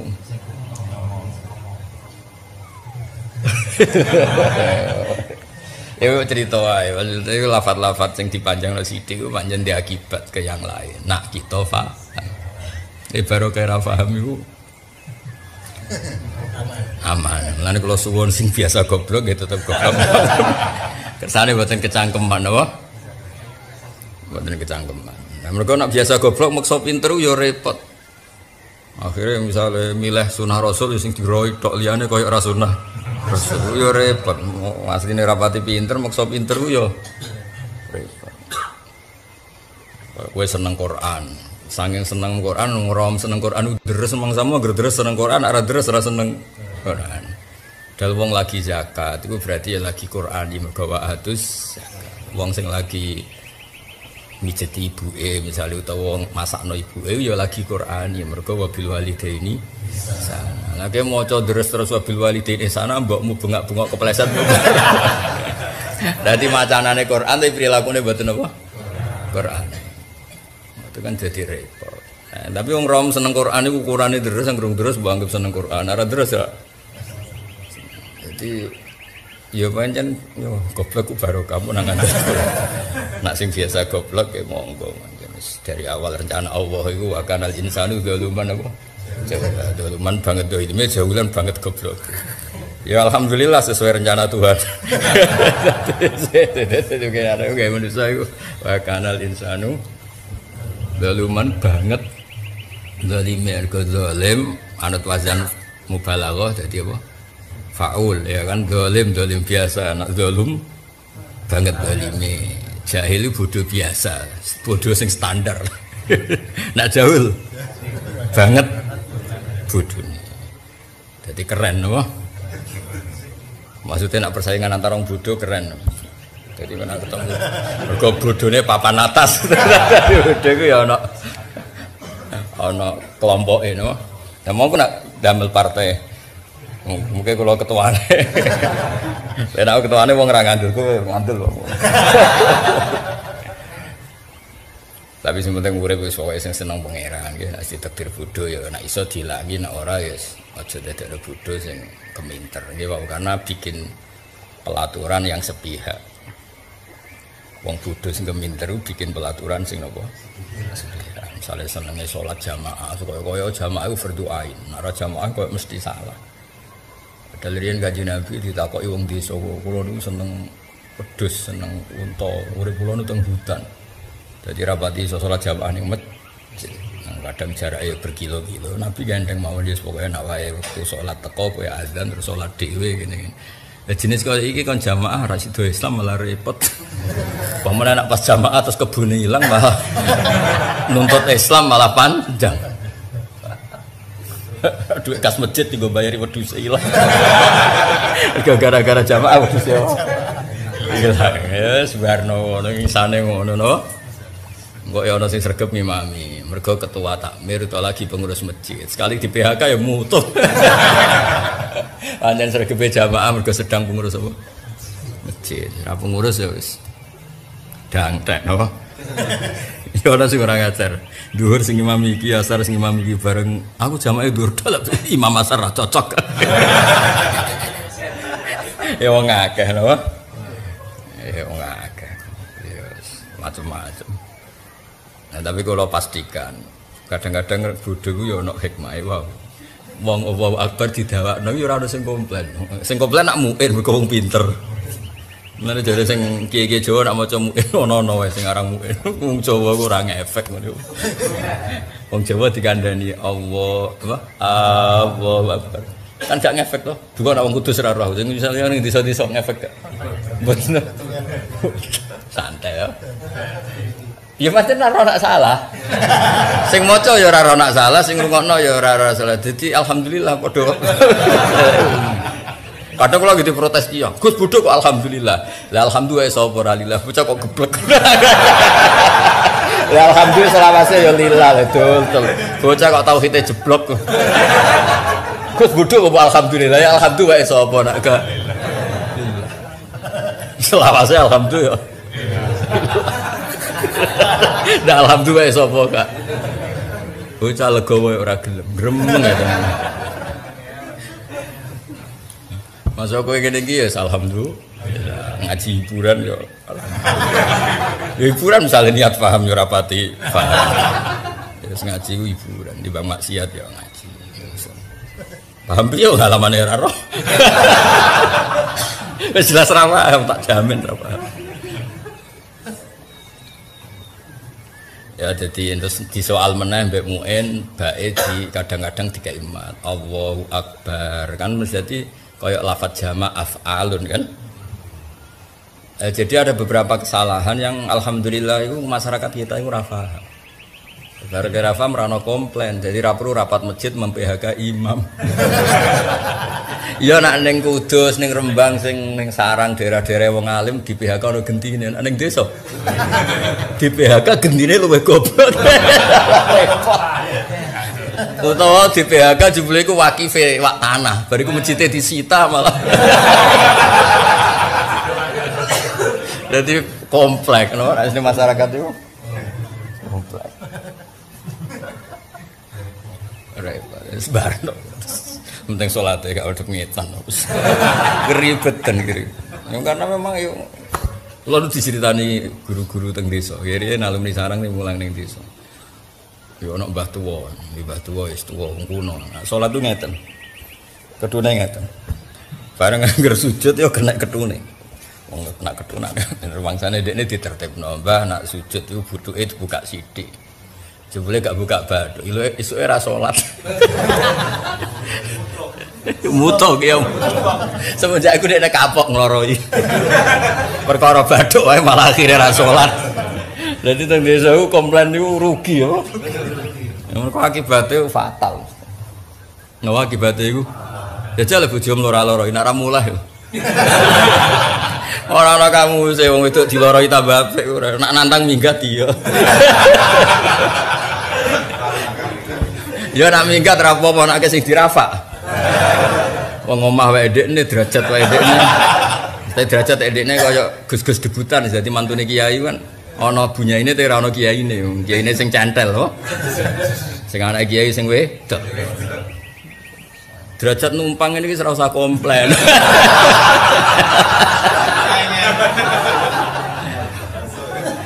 Nggih kula suwun nggih sing derajat-derajat debutan wis meneng napa. Cek numpang sugih, cek numpang apa? Derajat meneng. Tambah dirafak malah. Jadi biasa ya ana salah ya berusaha ditoto tapi kok sithik. Tepak ya balik ora tepak ya wis. Ngajine sewakanal insanu apa? Doluman jauh. Mane doluman banget dolime no. Jaulan banget pintune. Ya jadi sebetulnya kalau kita fanatik lafaz, pilihan apapun tuh dia akibat makna. Karena tadi kalau kamu panjangkan tuh bisa punya akibat seakan-akan tuh mat. Allahu Akbar kan jadi mat. Tapi masalahnya nak mbok arani mesti istifham sing maca ora niat istifham wae. Gegere merak karuan ndekne ora paham apa. Lah istifham pakanan opo ya ora roh. Ya tuh kali wong belah ngomong mbek bojone kasar. Sing bojone misale wong Jogja. Omongan kok kasar, jare wong belah ngomong kasar kok wiridan. Wong keloro wong belah-belah nek ketemu kancane, jancuk cek urip ta kon. Ngomong ngono iku wis kok wiridan apa? Ya ora gelo sing diomong ya ora gelo, dekne ora niat iso. Ya senjen wong belah nek ngomong wis ngono. Lesu meni lesu gak wah semane lesu cucu muka dimae iku. Wah semane lesu. Padahal ya ora niat iso. Nah di banyak komunitas tuh begitu. Kadang-kadang wong Arab soleh lah itu ketemu kancane muni wailak wae kadang ya ora niat muni wailak kuwi celaka ya ora sepenting kadang yo ngono kadang-kadang. Jawa Timur padha ketemu kancane, cek urip takon. Lagi misalnya wong Jogja walian peka kan orang Jogja itu kan peka. Yang misalnya tuh wong Jogja rabi wong Jawa Timur. Sing sitok ora tau belajar budaya kakuati no. Nah, anggap ae ngono. Maksudnya anggap ae wong salah ngono, beda kultur, beda budaya yes. Roe ngono napa? Napa? Roe. Nah, jadi lahan juga yurul makna itu sing fatal-fatal kaya anam tadi diwaca anam tuh nek bangsa ngono niku wis muga disepuro pangeran. Aja muni halal, nek muni halal ngrubah hukum. Status ya kok muga-muga disepuro pangeran. Status kok ngono ya kok ngono. Lah mbok arani halal nyatane salah. Mbok arani haram wong sing nglakoni karo. Ya muga-muga disepuro pangeran. Balik yang diwisuda kok karo penguji ini saya statusnya apa kumplot apa gini atas rahmat Tuhan yang Maha Esa. Mergo garap disertasi ra lulus terus hubung wong itu wek mati dilulus. Ari statusé atas rahmat Tuhan yang Maha Esa. Mestinya kan kategori ini memuaskan atau kumplot. Kan gak ono jenenge kabeh. Kayak kowe misalnya suatu saat dadi kiai atas rahmat Tuhan yang Maha Esa. Karena jadi kiai yang sebenarnya kan memenuhi kualifikasi. Alim, soleh, ranti kasus. Itu jenis jadi kiai atas nama kualifikasi. Nah kalau gue kan gak misalnya alim ora, anak kiai ora, apa ya ora? Berarti apa? Atas nama rahmat Tuhan yang Maha Esa. Jadi kita tahu kenapa kita jadi kiai atas nama rahmat Tuhan yang Maha Esa. Jangan sampai ya kayak orang mesti maslahat buat kamu. Pas minta itu karena tomak kamu, hadun nafsi kamu, serakah kamu, tapi nggak tahu diri, pantas taora dengan permintaan. Kayak gue misalnya jongo jadi wali, soalnya wah tersinggung, bocah atau tirakat atau jalur jadi wali. Tapi gak dongo ya Allah tersinggung, kere tahu dongo. Jadi orang kalau tidak wali itu sudah keliru terus. Kok di sepuro, tapi tak kira iku akeh. Ya jajal gitu ngajak wali kok sabtu kok dirjilan. Kira-kira Allah tersinggung apa nyembah? Kira-kira tersinggung. Tapi misalnya kira tahu donga kepengen kau Imam Syafi'i, apa ya tersinggung? Bocah ora di idola. Terus piye satunya raman kabeh ora sing aman. Ora usah kuwatir likuifaksi, ora usah kuwatir meteor jatuh, kabeh ya potensi napa? Potensi semua. Sehingga ini sedikit saya ijazahkan. Suatu saat kata Rasulullah, saya ya Mu'ad melihat kamu hanya sejengkal di depan para ulama ketika nanti di akhirat. Terus Mu'ad tanya, Rasulullah tanya, kenapa kamu hanya satu jengkal dengan derajatnya para ulama ketika sowan Allah? Jawabnya Mu'ad, kamu punya amal apa? Jawabnya Mu'ad, ya Rasulullah, saya tidak pernah melangkahkan satu kaki, kecuali saya tidak pernah yakin apa bisa melangkahkan kaki yang satunya. Dan saya tidak pernah mengunyah satu makanan, kecuali saya juga tidak pernah yakin apa bisa menelannya. Dan saya tidak pernah bernafas satu nafas, kecuali saya tidak yakin apa bisa nafas berikutnya. Saking dia tergantung ta'aluk semuanya sama kudrahnya Allah Subhanahu wa ta'ala. Kalau kita ini kan sok. Kalau makanan sudah di depannya kayak pasti bisa makan. Kalau dia sudah sehat, jalan seakan-akan pasti bisa meneruskan. Padahal 0, sekian detik, gue melaku dihantam mobil ya selesai. Misalnya setrup ya selesai, tidak bisa jalan. Sehingga para wali-walinya Allah itu orang yang filah gotin min lahagotagi. Setiap kedipan dia, setiap perilaku dia, itu hanya ta'aluk ambil Allah Subhanahu wa ta'ala. Itu yang risiko makom ini, ya semua makom tak ada risikonya. Risiko makom ini itu biasanya dia lupa doa. Kenapa lupa doa? Karena doa itu terdefinisikan. Tak wari ilmu hakikat harus rungokno, wis ra paham lah tak ulangno. Ya risiko ilmu saya ingatkan. Ilmu itu kan ada dua. Ada ilmu yang karena didefinisikan. Dan itu akhirnya menjadi masalah. Sebenarnya ilmu itu tidak perlu definisi. Kedua, ilmu yang kita rasakan. Misalnya gini, kalau saya tanya, kamu pernah nggak minta jadi punya uang banyak? Nggak tanya, pernah nggak minta? Terus artinya minta itu apa? Terus kita mendefinisikan, menengadahkan tangan, bilang ya Allah, saya minta uang banyak, saya minta ingin beli mobil. Itu namanya apa? Tidak jauh saja. Doa kan? Itu kesalahan kita. Kesalahan kita mendefinisikan doa itu misalnya menengadahkan tangan dan memohon dan menyebutkan permohonannya itu terus disebut doa. Tapi kalau menurut Allah, sistem tubuh kamu yang menghendaki punya mobil, sistem tubuh kamu yang ingin punya uang banyak, reaksi tubuh kamu yang terhinakan karena ditagih orang atau butuh uang, ini menurut Allah ya sudah kamu itu peminta-minta. Saya ulang lagi ya. Sehingga menurut Allah kamu minta tidak minta ya tetap berstatus peminta, pengemis. Nah, orang-orang yang sudah wusul, meskipun itu kondisional ya, tidak selalu. Itu ya dia pikirannya menengadahkan tangan apa enggak ya sama saja tubuhnya merasa minta. Sehingga dia tidak perlu mengekspresikan minta. Nah, terus orang yang fikih bilang seperti itu tuh sombong, wong kok gak tahu dungo. Sebetulnya keliru vonis orang fikih. Bagaimana mungkin dikatakan sombong? Dia reaksi tubuhnya, elemen tubuhnya sebetulnya meminta. Dia tidak berkategori meminta karena ilmu kadung didefinisikan kalau minta itu yang seperti ini. Itu kan lama. Nanti kalau suatu saat Indonesia yang kuasa itu terlalu NU atau terlalu yang tidak NU, lama-lama ada definisi. Misalnya yang dikatakan tahlilan itu apa? Ya bid'ah, Nabi tidak pernah tahlilan. Sahabat tidak pernah nahlilin Nabi. Malah nggak ngaji Nabi jadi tahlil. Mana nih tahlilan jalukno sepuro mayit, ngaji Nabi jalukno sepuro.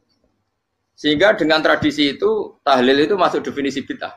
Karena nggak pernah dilakukan sahabat dan para tabi'in. Ya salahnya kamu definisikan. Tapi kalau udah kamu definisikan, diarani tahlil, ya mau la ilaha illallah. Terus mungkinkah satu bacaan la ilaha illallah dilarang? Wong ra oleh maca kalimat tauhid. Jadi misalnya tahlil itu nafatno kalimat tauhid. Oke, tauhid orang ngarai iso dilarang tapi nak tahlil iku mitung dinane mayit kaya budo, sangane kriminal. Enak. Ya sudah seperti itu. Makanya banyak orang salah itu karena ilmu kadung didefinisikan. Nah, definisi itu sebenarnya tidak mengikat dalam banyak hal. Ini penting saya utarakan. Ya karena seperti itu. Makanya itu masalah-masalah besar antara kita dan firqah-firqah yang lain. Masalah ahli sunnah, terus masalah yang lain-lain. Memang ya sudah seperti itu. Ya saya ulang lagi ya. Hanya ngutip Habib Abdul Haddad. Jadi syair itu sebenarnya ada di Diwanul Haddad. Apa? Diwanul Haddad. Diwanul Haddad itu syair-syair Abdul Haddad. Misalnya kamu lapar. Perut kamu kan mereaksi minta makan. Andaikan kamu itu Tuhan, kan kamu tahu bahwa perut kamu itu minta makan. Tanpa kita bilang, ya Allah saya minta makan, Allah tahu kalau reaksi tubuh kamu minta makan. Sehingga orang yang tidak minta pun asal makomnya makom yang ikror, mengakui kalau dia butuh, ya namanya sudah minta.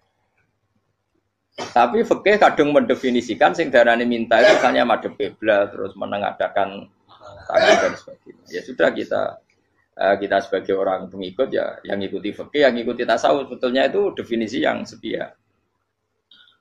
Sehingga ketika Nabi Ibrahim mau dibakar Namrud, masyhur itu cerita itu. Beberapa hari mungkin bulan-bulan orang disuruh Namrud cari kayu sebanyak-banyaknya. Ketika kayu sudah terkumpul mungkin satu lapangan, Ibrahim mau dibakar. Pegawai Namrud itu bingung caranya mencalok Ibrahim. Mergo saking gedene napa? Api. Nak dicalok adoh iku ratok tengah. Nak diparekno iku kepanasan. Masyhur. Terus setan zaman itu orang akeh dadi setan tenan. Saiki kan duplikate sakeh dadi setan ra tau muncul. Wong duplikate wis napa? Akeh. Singkat cerita setan itu muncul pura-pura jadi manusia terus ditemukan manjane. Manjane kayak semacam ketepil besar yang jadi menane dari kiai-kiai ketepil haram mergo penemune setan. Dari ini tuh. Tapi nak manjanik penemuan setan itu betul. Walhasil terus dibikinkan satu manjanik semacam ketepil besar. Terus Ibrahim dilemparkan ke api. Lewat apa? Ketepil tadi. Idenya siapa? Setan. Nah ketika di tengah api itu unik. Kata malaikat Jibril datang terus tanya sama Ibrahim. Ya Ibrahim apa kamu butuh saya? Butuh. Alakah hajah apa kamu punya kebutuhan? Jawab Ibrahim lah. Saya tidak punya kebutuhan. Amma ilaika fala, kalau ke kamu ndak. Karena kamu makhluk, apapun keren kamu Jibril tetap kamu makhluk. Amma ilaika fala. Ndak maksudnya butuh ke Allah nanti saya nyampaikan. Mana dinya Nabi Ibrahim, kalau Allah ndak usah kamu sampaikan ya sudah tahu. Gua ambek Jibril. Oh, anak kowe ditekek mana? Ya saya ulang lagi, apa kamu punya kebutuhan? Alaka hajalah, amma ilaika fala, kalau ke kamu ndak. Tidak, maksudnya butuh ke Allah, nanti saya sampaikan. Karena Jibril yang mentang-mentang dekat sama Allah dan tukang memberi informasi. Tapi kata Ibrahim, kalau ke Allah sih tidak perlu kamu. Dia sudah tahu. Nah itu terjadi namanya Habib Abdul Haddad masyhur itu. Apa? Hasbi min su'ali ilmuhu bihali. Jadi cukup ilmunya Allah itu menjadikan saya tidak perlu minta. Hasbi min su'ali ilmuhu bihali. Jadi ada kondisi tertentu yang para wali itu, saya ulang lagi, kondisi tertentu yang para wali itu ya tidak minta. Tapi kalau itu ditiru jenengan semua ini jadi keangkuhan. Kenapa? Wes ora ndonga tangane ditenangano, atine ora eling pangeran, kan akhirnya ra njaluk tenan. Jadi aja niru wali-wali. Nah, wali-wali itu kan misalnya tangannya tidak menengadah tapi semua sistem tubuhnya merasa butuh sama. Saya itu pernah ya, tapi itu kondisional dan saya juga ngulang tidak mesti bisa. Ketika saya umroh itu pernah saya ada satu kondisi itu doa ya di putaran pertama kos. Di putaran pertama saya berdoa ya agak banyak di multazam. Putaran kedua mau berdoa sudah tidak berani lagi. Sampai ke-7. Hari kedua ya tidak berani, hari ketiga tidak berani. Nah seperti itu tidak bisa dibuat-buat meskipun saya juga agak ingin. Tapi ya pas itu ya nggak bisa. Gara-gara itu korban kitab hikam, ya kitab hikam yang terkenal. Kitab hikam itu pernah cerita gini. Rubbama dallahum al-adab ala tarkit tolab. Terus di antara makalahnya itu wa inna ma yunabbahu man yajuzu alaihil ikhfal. Tapi kamu jangan niru dosa kan. Tapi jangan ingkar ilmu ini tambah dosa kowe. Jadi niru ya dosa, ingkar ya dosa. Jadi ada seorang wali kata Hikam. Kadang-kadang seorang wali itu mau doa diulang itu sungkan.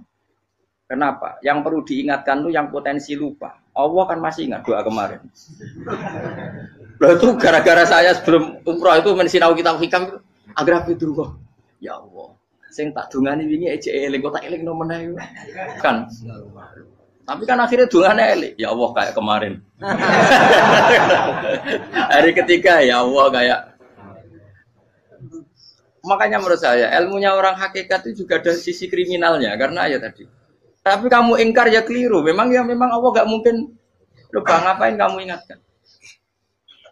Makanya menurut saya Allah itu manggat terbaik, bener-bener Rahman Rahim. Mestinya nak Allah terbaik, kowe donga bedina malah ngamuk. Lah aku lali tapi mbok elang eling dong. Tapi Allah itu ya maklumi, memang yang mungkin lupa. Wong Allah tidak pernah lupa kok, kamu ingetin terus.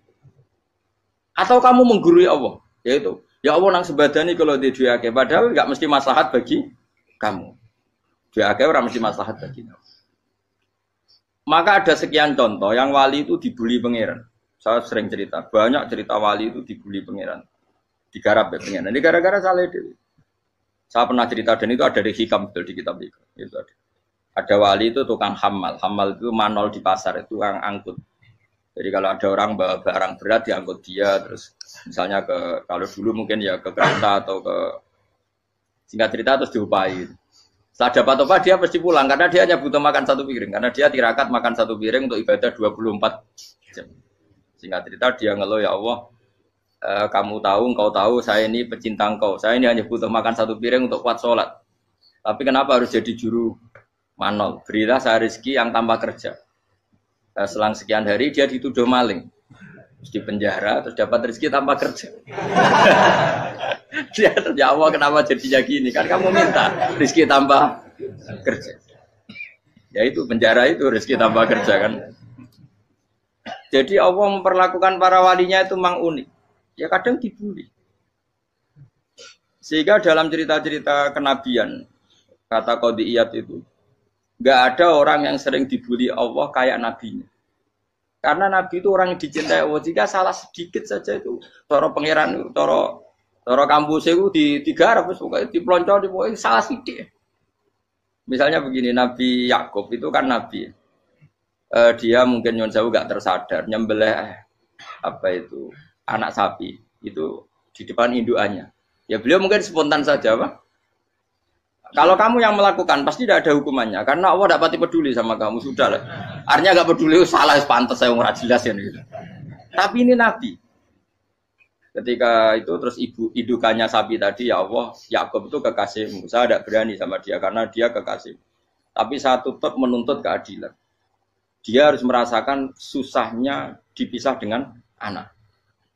Meskipun dia tidak nuntut rasanya roh anak sebelah itu tidak se ekstrim itu. Sapinya itu hanya nuntut ya Allah, dia harus merasakan sakitnya terpisah dengan anak. Akhirnya Allah menciptakan Yakub mengalami terpisah dengan Nabi siapa? Yusuf. Itu kalau kata Qadiyat, itu kalau yang melakukan tidak Nabi pasti nggak dibully Allah, dibiarin. Karena Nabi ini yang melakukan. Nah. Terus ini Nabi Yusuf lagi mana rasa daftar wali berat. Nabi Yusuf itu di penjara itu karena terdolimi apa karena memang dia salah? Terdolimi. Dan Yusuf itu Nabi. Nabi Yusuf itu Nabi betul memang benar-benar. Meskipun ganteng dia Nabi. Syaratnya Nabi ganteng kira-kira mlebu. Nabi itu harus ganteng, enggak boleh. Nabi elek ora oleh. Karena Allah izin di kekasih kok kriting elek. Allah ya selera tadi. Kabeh Nabi mesti yang paling ganteng di kaumnya, yang paling nasab. Enggak boleh Nabi kok pesek, kriting, enggak boleh. Tapi kalau sudah jadi orang soleh oleh kan. Tapi kalau Nabi enggak boleh. Nabi Yusuf ganteng. Masyhur kan cerita Nabi Yusuf dengan siapa? Zulaikha. Dan belum ada orang dalam keadaan darurat masih cerdas kayak perempuan. Jadi singkat cerita, ketika Yusuf diajak Zulaikha selingkuh gak mau kan keluar dari kamar. Dalalah kebetulan wa alfaya sayyidah Rajal bab. Itu si Zulaikha tadi spontan langsung bilang, wahai suamiku, apa hukuman orang yang ingin menodai keluargamu?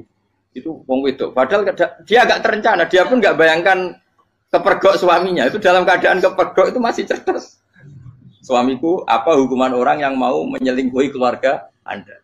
Singkat cerita suaminya murka, terus Yusuf di penjara, terdolimi. Ketika di penjara, kemudian Yusuf punya keahlian mentakwil apa? Mimpi. Kan tadi suaminya Zulaikha itu tidak sampai raja ya, kira-kira PM atau menteri. Raja itu punya mimpi yang bisa nakwil itu hanya Yusuf. Singkat cerita, terus utusan raja datang ke Yusuf dan takwilan Yusuf terbukti benar. Tapi Yusuf ini seorang nabi, saya ulang lagi Yusuf seorang nabi, dia tapi ya manusia. Bilang gini ke utusannya, coba bilangkan ke raja kamu, di penjara ini ada orang yang di penjara secara terzalimi, yaitu saya. Tolong laporkan ke majikan. Itu Allah tersinggungnya itu bukan main. Nabi kok lapor makhluk. Itu tersinggung. Nah, kowe kan gak piye. Kowe ngajono proposal ya ora piye. Wis pokoke Allah kowe wis ra piye. Wong sampean swargane ya ora langsung wae ngono pokoke kira-kira kan sudah enggak perlu ditegur. Makanya fa'an sahu syaitanu dzikra rabbi fala bisa fisijni bid'asi. Maka Allah mentakdirkan utusan raja tadi itu lupa melaporkan peristiwa Yusuf ke raja tadi. Sehingga raja gak pernah dengar kalau ada orang di penjara karena Allah tersinggung. Wong kowe ku nabi kok lapore ambek penguasa. Ngono tok iku wis Allah tersinggung. Karena dia nabi, gak boleh nabi lapor makhluk. Jadi Allah itu dengan nabi itu sangat-sangat sensitif. Sangat-sangat sensitif. Ya begitu. Terus kita yang terkenal, meskipun ini nggak ada di Quran, Nabi Musa. Nabi Musa itu pernah sakit gigi. Karena dia mentang-mentang kalimullah, orang yang sering komunikasi dengan Allah, minta ya Allah, tolong tunjukkan obat gigi saya itu apa. Singkat ini sama Allah dikasih tahu. Kamu ngunyah suket ini, gitu. Rumput ini kamu kunyah, nanti pasti sembuh. Karena resepnya dari Allah ya pasti mujarab, kan nggak kok dokter. Singkat cerita dikunyah terus sembuh. Suatu saat dia sakit gigi lagi, nggak konsultasi lagi karena masih punya resep kopian apa resep. Dia datang nyari suket yang sama dikunyah tambah sakit. Tanya sama Allah, ya Allah ini kan resepnya yang sama, kenapa tambah sakit? Kata Allah, kamu itu kekasihku. Ora nak sing ngobati ku aku ra suket sembrono. Semenjak itu Nabi Musa pernah taruh resep lagi sudah. Andaikan tuh kamu, pasti Allah juga gak tersinggung. Makanya kata Qadiyat, kenapa para nabi sering ditegur itu bukan karena Allah murka. Nabi itu beda. Jadi kesalahan kecil atau apa-apa yang menurut kita ada salah itu untuk nabi salah. Makanya di ahli sunnah ada kaidah apa? Mimba bihasanatil abror sayyi'atul muqarrabin. Pernah dengar kaidah apa? Mimba bihasanatil abror sayyi'atul muqarrabin. Sesuatu kalau dilakukan umumnya orang itu hasanah atau kebaikan, tapi kalau dilakukan para nabi itu salah karena apa ya, saking dekatnya dengan Allah. Saya ulang lagi apa? Mimba bihasanatil abror sayyi'atul muqarrab. Jadi nabi itu beda. Nah, para nabi itu orang-orang yang mengalami fikir yang doa resmi kayak siapa tadi? Definisi fikir ya sering. Kayak definisi orang tasawuf yang sering. Sehingga ketika Nabi berdoa, ya memang secara disiplin ilmu yang namanya berdoa ya minta Allah dengan mengadakan tangan. Ketika enggak berdoa, karena Nabi sadar Allah tidak perlu diingatkan lagi, pasti masih ingat. Gitu. Jadi dua-duanya benar terus. Makanya Nabi itu lam yazal fitaroki, Nabi itu selalu naik derajatnya. Karena pas minta ya benar, pas tidak minta ya. Tapi kamu jangan niru, dosa kan. Tapi jangan ingkar ilmu ini, tambah dosa. Jadi niru ya dosa, ingkar ya dosa. Jadi ada seorang wali kata Hikam, kadang-kadang seorang wali itu mau doa diulang itu sungkan. Kenapa? Yang perlu diingatkan tuh yang potensi lupa. Allah kan masih ingat doa kemarin. Loh itu gara-gara saya sebelum umroh itu mensinau kitab Hikam itu agar itu kok. Ya Allah, sing tak dungani wingi ejek eling kok tak eling no meneh. Dadi wa inna ma yunabbahu man yajuzu alil yang bisa diingatkan hanya orang yang potensi lupa. Sementara Allah tidak akan. Tapi kan akhirnya dungane elik. Ya Allah kayak kemarin. Hari ketiga ya Allah kayak. Makanya menurut saya ilmunya orang hakikat itu juga ada sisi kriminalnya karena ya tadi. Tapi kamu ingkar ya keliru. Memang Allah gak mungkin lupa, ngapain kamu ingatkan. Makanya menurut saya Allah itu mandat terbaik, bener-bener Rahman Rahim. Mestinya nak Allah terbaik, kue dungo bedino malah ngamuk. Lah aku lali tapi mbok eling dong. Tapi Allah itu ya maklumi ya, dengan kekeliruan. Kita ini kan selalu keliru. Dungo terus ya keliru sebetulnya. Karena seakan-akan kan mengingatkan seseorang yang mungkin lupa. Wong Allah tidak pernah lupa kok, kamu ingetin terus. Atau kamu menggurui Allah, yaitu ya Allah nang sebadani kalau di duake, padahal nggak mesti maslahat bagi kamu. Duake orang mesti maslahat bagi kamu.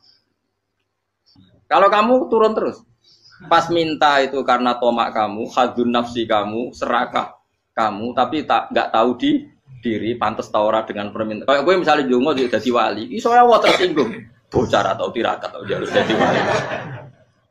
Tapi gak dongo ya Allah tersinggung. Kere ra tau dongo. Jadi orang kalau ndak wali itu sudah keliru terus. Ya muga-muga di sepuro, tapi tak kira iku akeh salah. Ya jajal ke dongo koyo wali kok sabtu kok dirjilan. Kira-kira Allah tersinggung ngopo nyembadani? Kira-kira tersinggung. Tapi misalnya kira tau dongo kepengin koyo Imam Syafi'i, Allah tersinggung. Bocah ora di idola. Terus piye Gus? Piye kadung salah biasa wis. Wis bakat salah no. Salah. Ini sedungannya sing gampang itu mesti bener. Robbana dzalamna anfusana wa lam taghfir lana wa tarhamna lanakunanna minal khasirin. Saya pernah punya kitab dan kitab itu menurut saya luar biasa. Bahkan ketika adu bully itu, adu cara mahasiswa itu kayak pelonconan itu. Nabi sama Nabi pangeran gitu. Dan itu sekali yang satu salah melakukan disiplin ilmu, pangeran itu degradasi. Dan Allah memang mengancam gitu. Kalau kamu melanggar ini, la ahbiton namin diwanin nubuah. Nanti la amkuan namin diwanin nubuah. Kamu saya hapus dari buku kenabian. Tes-tesannya ya lucu. Biasanya begini. Kata Nabi Musa kan ditanya. Ketika dia khutbah ditanya orang. Siapa orang paling alim ya Nabi Allah? Sekarang orang paling alim itu siapa? Nabi Musa jawab, saya kan. Ya itu Allah tersinggung karena wong kok mletene ngono. Tapi andai kan Nabi Musa kok jawab Fauzi itu salah, oh tambah salah meneh. Atau jawab Ruhen, malah salah meneh. Tapi jawab Musa ya salah. Saya Gusti, saya kan. Orang paling alim siapa? Saya. Allah memperingatkan Musa, ada seseorang yang lebih alim ketimbang kamu. Coba kamu harus ketemu dia. Ketemu dengan cerita ketemu Nabi siapa? Khidir. Terus dalam 3 sesi ini, 3 babak ini buli-bulian. Nabi Khidir itu dalam 3 babak ini selalu kelihatan salah. Di antaranya adalah cara sekarang ya mungkin di gonjak sepeda motor atau perahu kalau dulu yang menggratisi dia numpangi sepeda motor malah spionnya dicopot gitu. Spionnya dicopot, dirusak. Tapi Musa kan terus sudah digratisin malah rusak yang motornya yang apa? Menggratisin. Nabi Khidir masih tenang. Kamu tidak paham. Ya, Nabi Khidir mesti distok kamu tidak paham. Itu kata syurrahul hadis termasuk Ibnu Hajar al-Asqalani bilang ini. Setelah itu kedua membunuh anak kecil. Musa tambah marah. Anak yang belum punya dosa kok kamu sampai 3 kali ada 3 peristiwa. Itu kata syurrahul hadis. Andai kan Musa kok diam tidak protes, maka dia akan disalahkan Allah. Karena dia berarti membiarkan kemungkaran di depan matanya tanpa reaksi. Jadi sebetulnya ketika Musa berontak itu Nabi Khidir, Nabi tenan gitu. Jadi itu kan unik. Tapi berontak yo disalahno. Dadi angel sandi tes-tesan dadi nabi ku yo angel. Misalnya kok Nabi Musa itu koyok model santri Jawa Timur. Nabi Khidir salah, nggih nderek mawon. Ya ora nabi jero barang mungkar. Menengae. Berarti yo nabi goblok ngono kira-kira. Makanya memang Musa harus konsisten seperti itu, harus demo terus. Kayak saya misalnya sebagai kiai fikih, kiai ya harus seperti ini cara mulang saya. Enggak boleh saya misalnya terus anut mulang terus tawadhu semeneng terus ora karu-karuan. Jadi andekan Musa kok tidak protes itu malah salah. Ya memang harus. Dan itu Nabi Khidir Nabi tenang. Makanya Nabi Khidir akhirnya respect. Tidak ada hati sebaik kamu Musa. Risi itu gak nyaman ketika melihat kemungkaran. Jadi itu sebenarnya poin. Tapi lucunya Nabi Khidir yang nyalan, tak dari rasa takok komen takok. Tapi ya disalahno.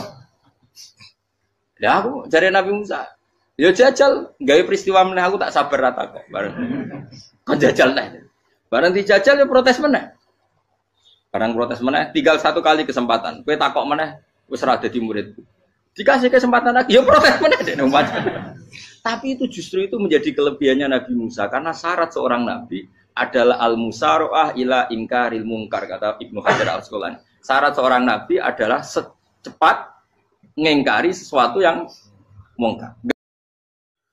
Alhamdulillah sudah ngaji bareng bersama Cahaya Ngaji. Semoga bermanfaat untuk kita semuanya. Sekian, Assalamualaikum warahmatullahi wabarakatuh.